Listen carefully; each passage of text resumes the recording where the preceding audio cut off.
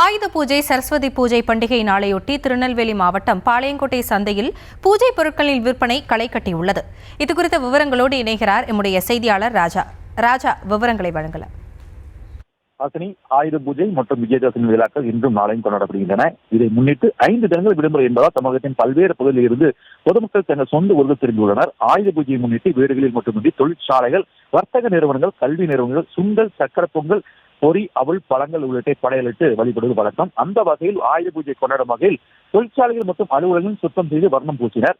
அலுவலக வாகனங்களும் பூஜைகள் நடத்தப்பட்டது. அந்த வகையில் நெல்லையில் வாழைக்கன்று, மாவிலை, பொறி போன்ற ஆயுத பூஜை பொருட்களை விற்பனை காலை முதலே மும்முரமாக நடைபெற்று வருகிறது. பாலை மார்க்கெட் பகுதியில் வாழைக்கன்றுகள், பூஜை பொருட்கள் குவித்து வைக்கப்பட்டுள்ளன. பல்வேறு இடங்களில் தற்காலிக சாலையோர கடைகளும் அமைக்கப்பட்டிருந்தன. பூஜை பொருட்கள், வாழைப்பழம் உள்ளிட்ட பொருட்களை மக்கள் போட்டி போட்டுக் கொண்டு வாங்கி சென்றனர். அவள், பொறி போன்றவை பொதுமக்கள் அதிக அளவில் வாங்கி சென்றனர். ஆயுத பூஜை விழாவில் தோரணமாக வைக்கப்படும் வாழைக்கன்றுகள் ஜோடி 30க்கு விற்கப்பட்டு வருகிறது.